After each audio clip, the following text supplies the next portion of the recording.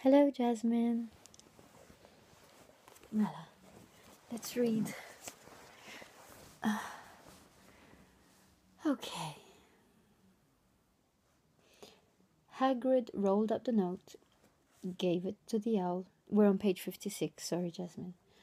Hagrid rolled up the note, gave it to the owl, which clamped it in its beak, went to the door, and threw the owl into the storm. Then he came back and sat down as though this was as normal as talking on the telephone. Harry realized his mouth was open and closed it quickly. "Where was I?" said Hagrid.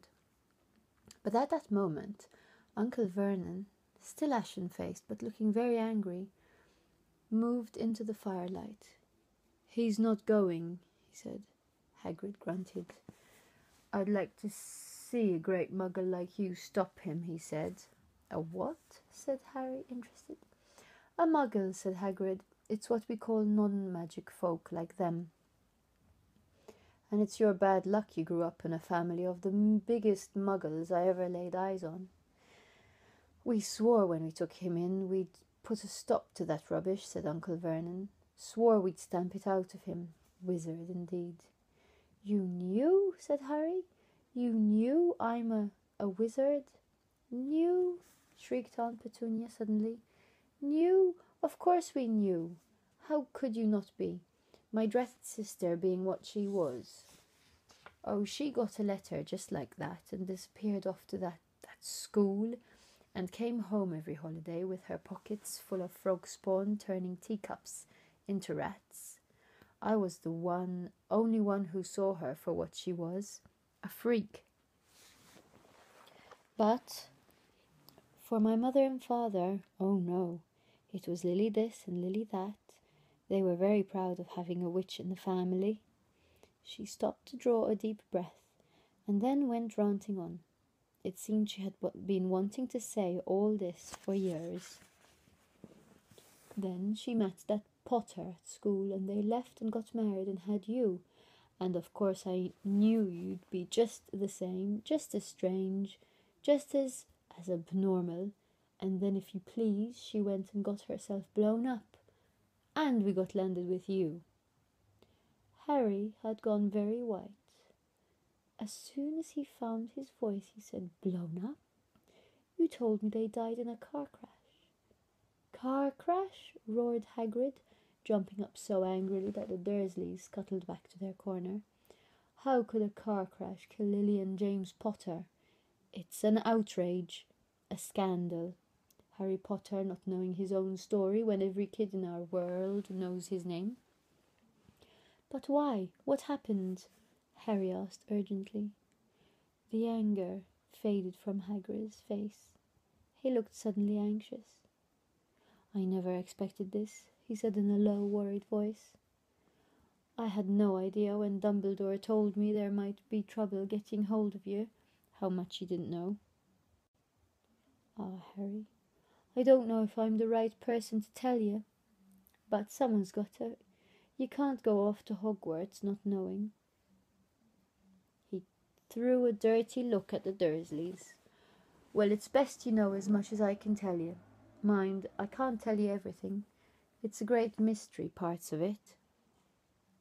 He sat down, stared into the fire for a few seconds, and then said, "It begins, I suppose, with a person called... But it's incredible you don't know his name. Everyone in our world knows." "Who?" "Well, I don't like saying the name if I can help it. No one does." "Why not?" "Gulping gargoyles, Harry. People are still scared. Blimey, this is difficult. See, there was this wizard who went bad. As bad as you could go. Worse than worse. His name was..." Hagrid got, but no words came out. "Could you write it down?" Harry suggested. "Nah, can't spell it." "All right. Voldemort." Hagrid shuddered. "Don't make me say it again. Anyway, this wizard, about 20 years ago now, started looking for followers. Got them too. Some were afraid, some just wanted a bit of his power. 'Cause he was getting himself power all right. Dark days, Harry. Didn't know who to trust. Didn't dare get friendly with strange wizards or witches. Terrible things happened. He was taken over. Of course, some stood up to him, and he killed them. Horribly. One of the only safe places left was Hogwarts.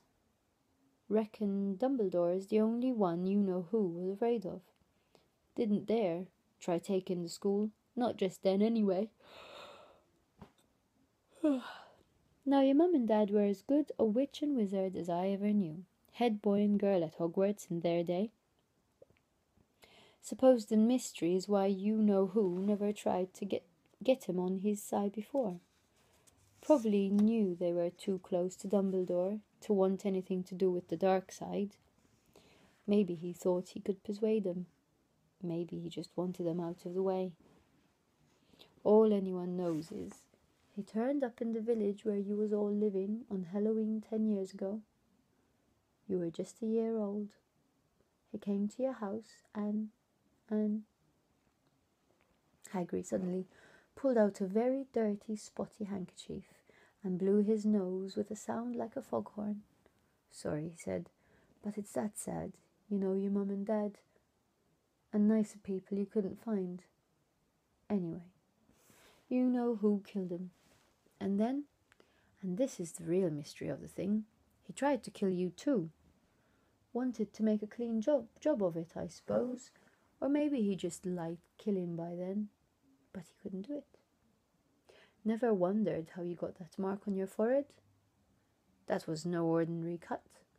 That's what you get when a powerful evil curse touches you. Took care of your mum and dad and your house even, but it didn't work on you. And that's why you're famous, Harry. No one ever lived after he decided to kill him. No one except you. And he'd killed some of the best witches and wizards of the age. The McKinnons, the Bones, the Pruitts. And you was only a baby. And you lived. Something very painful was going on in Harry's mind. As Hagrid's story came to a close, he saw again the blinding flash of green light, more clearly than he had ever remembered it before. And he remembered something else, for the first time in his life, a high, cold, cruel laugh.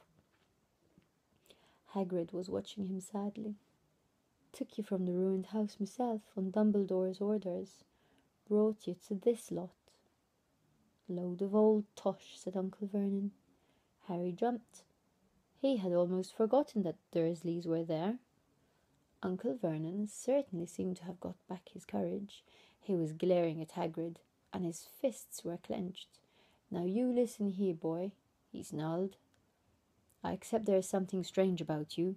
Probably nothing a good beating wouldn't have cured. And as for all this about your parents, well, they were weirdos, no denying it, and the world's better off without them, in my opinion. Asked for all they got getting mixed up in with these wizarding types. Just what I expected. Always knew they'd come to a sticky end. But at that moment, Hagrid leapt from the sofa and drew a battered pink umbrella from inside his coat. Pointing this at Uncle Vernon like a sword, he said, I'm warning you, Dursley. I'm warning you. One more word. In danger of being speared on the end of an umbrella by a bearded giant, Uncle Vernon's courage failed again. He flattened himself against the wall and fell silent. That's better, said Hagrid, breathing heavily and sitting back down on the sofa, which this time sagged right down to the floor. Harry, meanwhile, still had questions to ask, hundreds of them. But what happened to you know who? Good question, Harry. Disappeared. Vanished. Same night he tried to kill you. Makes you even more famous. That's the biggest mystery, see? He was getting more and more powerful. Why'd he go? Some say he died. Codswallop, in my opinion. Don't know if he had enough human left in him to die. Some say he's still out there biding his time. But I don't believe it. People who was on his side came back to ours. Some of them came out a kind of trances. Don't reckon they could have done if he was coming back. Most of us reckon he's still out there somewhere but lost his powers, too weak to carry on. 'Cause something about you finished him, Harry. There was something going on that night, and that night he hadn't counted on. I dunno what it was, no one does, but something about you stumped him all right. Hagrid looked at Harry with warmth and respect blazing in his eyes. But Harry, instead of feeling pleased and proud, felt quite sure there had been a horrible mistake. A wizard?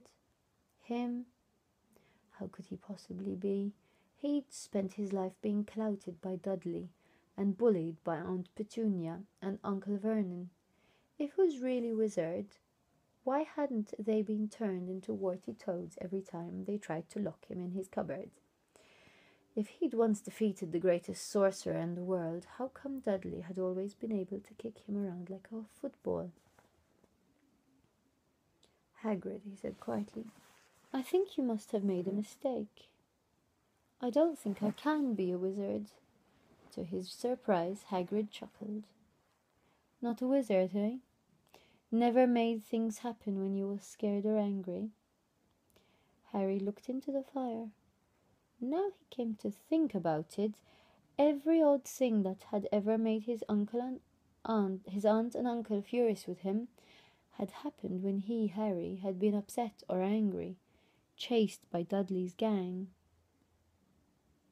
He had somehow found himself out of their reach. Dreaded going to school with that ridiculous haircut. He'd managed to make it grow back. And the very last time Dudley had hit him, hadn't he got his revenge without he even realizing he was doing it? Hadn't he set a boa constrictor on him? Harry looked back at Hagrid, smiling, and saw that Hagrid was positively beaming at him. See, said Hagrid, Harry Potter, not a wizard. You wait, you'll be right famous at Hogwarts. But Uncle Vernon wasn't going to give in without a fight. Haven't I told you he's not going? He hissed. He's going to Stonewall High, and he'll be grateful for it. I've read those letters, and he needs all sorts of rubbish, spellbooks and wands, and if he wants to go, a great muggle like you won't stop him. Growled Hagrid. Stop Lily and James Potter's son going to Hogwarts, you mad? His name's been down ever since he was born. He's off to the finest school of witchcraft and wizardry in the world. 7 years there, and he won't know himself. He'll be with youngsters of his own sort for a change, and he'll be under the greatest headmaster Hogwarts ever had, Albus Dumbledore.